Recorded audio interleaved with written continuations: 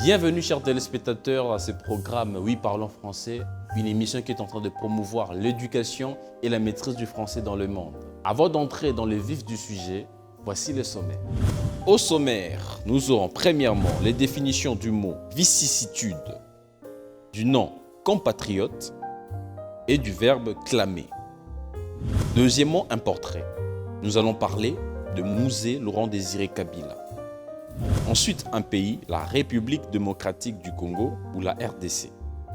Et enfin, une citation et des questions auxquelles vous allez réagir tout juste après. Chers téléspectateurs, voici votre page comédie. Bonjour grand-père. Bonjour mon petit-fils. En lisant ce livre, j'ai vu quelques mots difficiles, comme la vicissitude. C'est quoi grand-père? La vicissitude est le fusible avec des courants qui n'a pas de compteur. Mais il distribue les courants partout. On a des filles, faces et nègres, qui sont des compatriotes. Que signifie AFDEL de Laurent-Désiré Kabila? Afrique, fort, digne et libre. Grand-père, ah c'est quoi? Afrique, F, fort, D, digne, L. libre.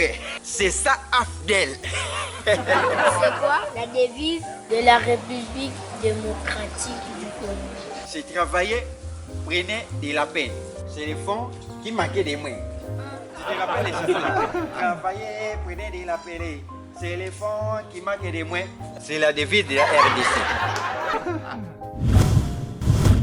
Les définitions. Le mot du jour est vicissitude. La vicissitude est un mot féminin qui, par définition, est la succession d'événements bons et ou mauvais. En particulier, vicissitude est l'ensemble des événements malheureux qui affectent l'existence humaine. La vicissitude est aussi un changement par lequel de choses différentes se succèdent les unes aux autres. Le nom du jour est compatriote. Compatriote est un nom gardant la même forme au masculin et au féminin. Voici sa définition. Est un habitant originaire de la même contrée, de la même ville, du même village ou du même pays que quelqu'un d'autre. Personne qui a la même nationalité. Synonyme, concitoyen. Le verbe du jour est clamer. Clamer est un verbe transitif du premier groupe, se définissant comme l'action de manifester un sentiment par des cris, crier fort quelque chose. Exemple, clamer son innocence. Synonyme, hurler. Deuxième rubrique. le portrait.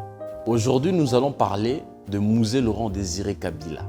Qui était Musée Laurent-Désiré Kabila pour qu'il soit le deuxième héros national d'un grand pays africain? C'est tout de suite. Musée Laurent-Désiré Kabila fut un grand homme d'État congolais. Né à Jadotville, l'actuel Likasi en 1939 et décédé à Kinshasa en 2001. Laurent-Désiré Kabila, lors de l'indépendance du pays le 30 juin 1960, s'est rallié au Premier ministre Patrice Emery Lumumba. Et après l'arrestation, puis l'assassinat du premier héros national le 17 janvier 1961, Laurent-Désiré Kabila prend part à la conquête de Stanleyville, l'actuel Kisangani. Il poursuit la révolution lumumbiste dans la province orientale du Kivu. Laurent-Désiré Kabila fonda en 1967 le Parti révolutionnaire du peuple, le PRP en sigle. Il devient en 1996 le leader de l'Alliance de forces démocratiques pour la libération, AFDEL en sigle. Pour libérer les Congo-Zaïre à l'époque du maréchal Mobutu au pouvoir depuis 1965.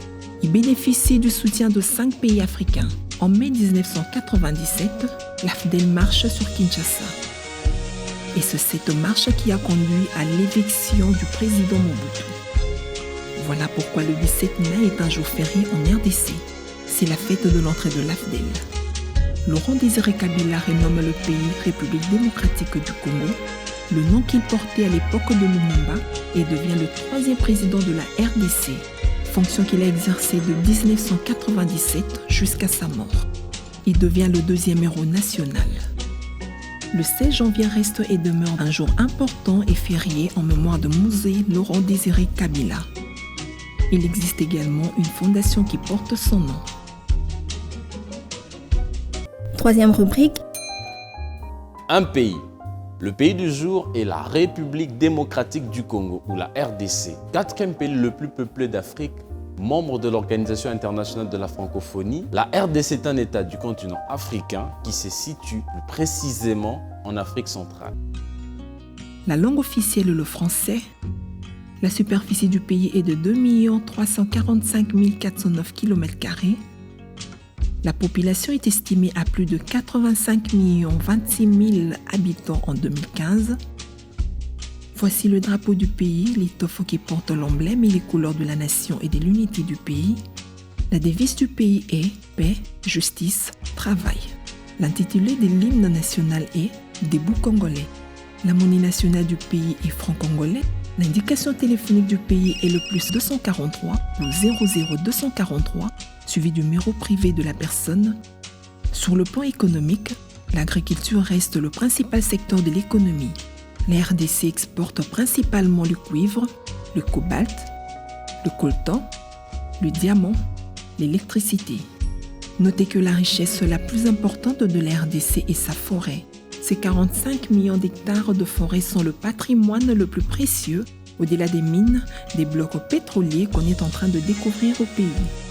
N'oubliez pas que la date de l'indépendance de la RDC face à la Belgique est le 30 juin 1960. La capitale de la République démocratique du Congo est Kinshasa, appelée Léopoldville de 1881 en 1966. Kinshasa est le cœur économique, politique et culturel du pays. La ville est le principal centre administratif de la RDC. Mon père, tu m'étonnes, il faut beaucoup lire. Commence d'abord avec ce livre. C'est ça. Oh! quatrième rubrique, Chers téléspectateurs, à présent, voici la citation du jour. Ne jamais trahir le Congo. Petit commentaire. Ne jamais trahir le Congo, c'est aussi faire passer au-dessus de sa personne les intérêts de la communauté. Combattre et bannir le vol, la corruption, l'insalubrité et les antivaleurs. On peut se sacrifier ses intérêts personnels au profit du bien commun. Les questions. Voici les questions auxquelles nous vous appelons à réagir. Pouvez-vous utiliser le verbe clamer au participe présent dans une phrase? Que signifie le sigle AFDEL? À combien d'habitants est estimée aujourd'hui la population de la RDC? Quelle est votre interprétation de la citation du jour?